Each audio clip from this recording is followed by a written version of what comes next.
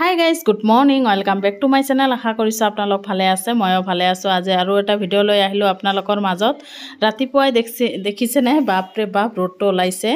ৰাতিপুৱা নহয় খিৰিকীটো মেলিয়ে গ্ৰীণ গ্ৰীণ চাবলৈ পাওঁ, ইমান এটা ধুনীয়া লাগে নহয়।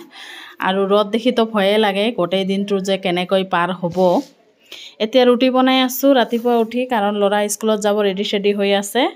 ৰাতিপুৱা নোখোৱাকৈ গ'লে ভালো নালাগে নহয়, সেইকাৰণে বনাই দিওঁ। আৰু এতিয়া 6টামান বাজে, তাই চাহ নাখায়, সেইকাৰণে তাক চাহ বনোৱা দিয়া নাই। গাখীৰ গৰম কৰি আছোঁ, গাখীৰো নাখাব, কিন্তু ৰুটি আৰু জেলি খাই যায় স্কুলত, লৈও যায় খায়ো যায়। এতিয়া যাবগৈ আৰু তাই গ'লে মই এতিয়া ঘৰৰ কাৰণে ৰুটি বনাই আছোঁ, ৰুটি তেলত ভাজি আছোঁ আৰু চাহ বনাম। এতিয়া চাহ ৰুটি খাম। হাজবেণ্ডে বজাৰ কৰিবলৈ গৈছে, মাছ আনিবলৈ গৈছে। ৰাতিপুৱাই মাছ আনিবলৈ যায় 8টামানতে। চাহ ৰেডি কৰোঁ আহোঁতে। আপোনালোকে ব্লগটো শেষলৈকে চাব, স্কিপ নকৰিব। আৰু নতুন ব্লগ জনাই চাই প্লিজ এটাকৈ ছাবস্ক্ৰাইব মাৰি দিব। ৰাতিপুৱাই উঠিয়ে নহয় পাকঘৰত ডিউটি আৰম্ভ হৈ যায়, কি বনাম কি নবনাম। এয়া হাজবেণ্ডে আহিলে বজাৰ কৰি, এতিয়া মই তলতে বহি চাহ খাই আছোঁ আৰু হাজবেণ্ডে ওপৰত বহি খাই আছে। আৰু আজি বজাৰ একদম শ্বৰ্টকাট আনিছে, বৰালি মাছ এটা আনিছে আৰু লাও আনিছে, এইটোৱে দুপৰীয়াৰ। মাছ ঠাচ কাটা হৈ গ'ল, আজি মই কাটা নাই, কাৰণ বুটো আহিছে, মানে আমাৰ ঘৰত যে মাজে মাজে আহে মাইকীটো, তাই আহিছে আজি কাটা বাছা কৰি দিলে। লাও বনাম, লাওৰ বাকলি মানে ভাজিম। আৰু বিছনা ঠিচনাবিলাক ঝাৰি ল'লোঁ, কাৰণ বুৱে কাটা বাছা কৰি দি আছে, সেইকাৰণে মোৰ কামখিনি সোনকালে হৈছে, ঘৰৰ কামখিনি। আৰু এবাল্টি কাপোৰ ধুই ল'লোঁ, আগদিনাৰ কাপোৰ আছিল।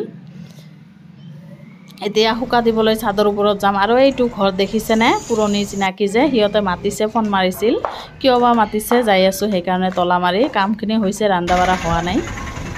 আৰু ঘৰৰ ওচৰতে বেছি দূৰ নহয়, খিৰিকী দি দেখাই দিলোঁ এইটো ঘৰ হয়। সোমাই আহিলোঁ, ইহঁতৰ গেলাচৰ দোকান আছে। আহিলোঁ, আহি চালোঁ যে মাছ আনিছে, মানে মাছ মাৰে সিহঁতে, ইমান ধনী মানুহ নহয়, তথাপি মাছ মৰাৰ মানে চখ নিচা। মাছ মাৰিছে, মাছ ল'বলৈ মাতিছে, কিন্তু মই কৈছোঁ আমাৰ মাছ আনিছে, সেইকাৰণে ল'ব খোজা নাই। তথাপি কৈ আছে ল'বলৈ। আৰু বু যে আহিছিল আমাৰ ঘৰত, তাকে লৈ আহিছোঁ, কাটা বাছা কৰি দিলে, কাটা বাছা কৰি আছে আৰু মোক চাহ দিলে। এয়া ঘৰত মই চাহ খাই আছোঁ সোমাই। আৰু এইকেইটা মাছ দি দিলে, ল'ব খোজা নাই তথাপি। ঘৰত আহি পালোঁ, এতিয়া ৰন্ধা বঢ়া কৰিম। 12টামান বাজে। মাছ ঠাচটো দেখালোঁ, চব্জিও কাটিছোঁ, কাৰণ আজি বুটো আহিছিল, তাই কাটি বাছি দিলে, মাজে মাজে আহে কৈছোঁ নহয়। আৰু সিহঁতো মাছ দি দিলে, মানে চাচা বুলি কওঁ আমি আগৰ পৰাই, মানে আগত যোৱা অহা কৰিছোঁ। এদিন কৈছোঁৱে মাছ দিছিল, আজিও দিলে মাছ। আনিব খোজা নাই, কাৰণ আমাৰো মাছ আনিছে আৰু ল'ৰাটো খাব নোখোজে, সেইকাৰণে তথাপি দি দিলে। মানুহ নহয়, মানে বেলেগ ধৰণৰ আদৰ সন্মান এনেকুৱা কৰে, গ'লেও নহয় ইমান ধুনীয়া আদৰ যত্ন কৰে নহয়।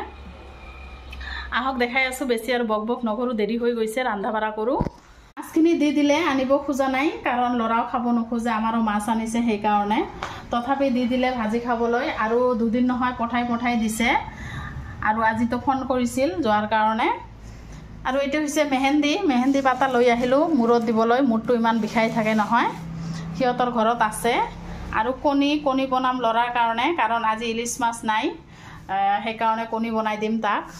আৰু ইলিচ মাছটো নহয় যিমান ভাল মুখৰ কাৰণে সোৱাদ, সিমানে মানে শৰীৰৰ কাৰণে বেয়া, সেইকাৰণে আনিব দিয়া নাই।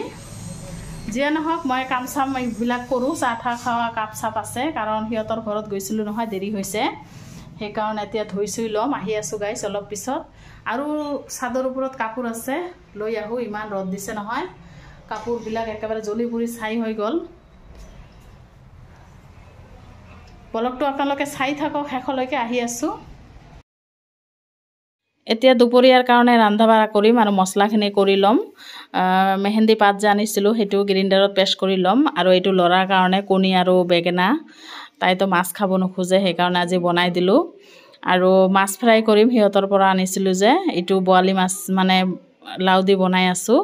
আৰু লাওৰ বাকলি ভাজিম। আৰু এইটো হৈছে মেহেন্দি পাতটো মানে মিক্সিত মাৰি ল'লোঁ, এতিয়া মূৰত ঘঁহিম ৰন্ধা বঢ়াখিনি হ'লে। আৰু চব্জি হৈ গ'ল, ৰন্ধা বঢ়া কমপ্লিট। দুপৰীয়া লাও দি মাছ বনালোঁ, ভাজি, মাছ ফ্ৰাই, এইবিলাকে দুপৰীয়াৰ খোৱা দোৱা আজি। ৰন্ধা বঢ়া হৈ গ'ল, এতিয়া মূৰত মেহেন্দি দি আছোঁ, গা চা ধোৱা দেৰি আছে, কাৰণ মূৰটো ইমান বিষাই থাকে নহয়।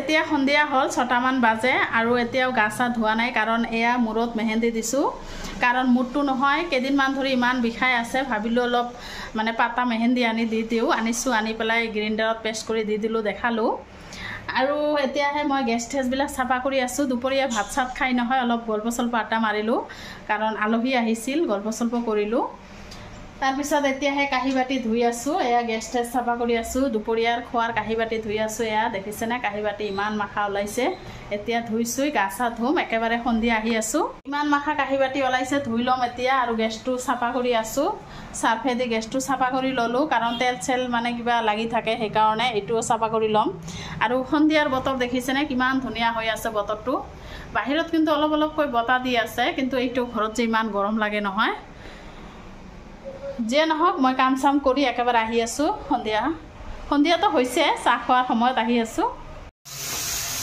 কাঁহী বাতিবিলাক ধুই ল'লোঁ লগতে চাহ বনাই আছোঁ আৰু ল'ৰা টিউশ্যন পঢ়িব যাব তাৰ কাৰণে চাহ বনাই আছোঁ ইপিনে মাছ আছে যে দিনৰে মাছ কেইটুকুৰামান থৈছিলোঁ সেইটো মানে এনেই বনাই আছোঁ ৰাতিৰ কাৰণে লাও চাও এটা চব্জি দি দুবাৰ খাবলৈ মানে ভালো নালাগে সেইকাৰণে এইটো বনালোঁ আৰু এইটো থৈ দিছিলোঁ ৰাতি বনালোঁ লাও চব্জিও আছে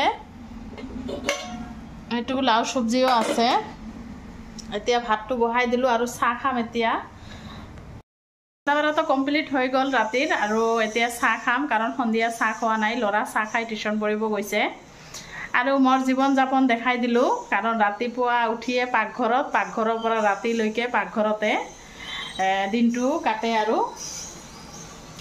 যিয়ে নহওক ব্লগটো ইয়াতে শেষ কৰিম আকৌ নেক্সট ব্লগত আহি আছোঁ এতিয়াৰ কাৰণে বাই বাই আপোনালোকে ভালে থাকক সুস্থ থাকক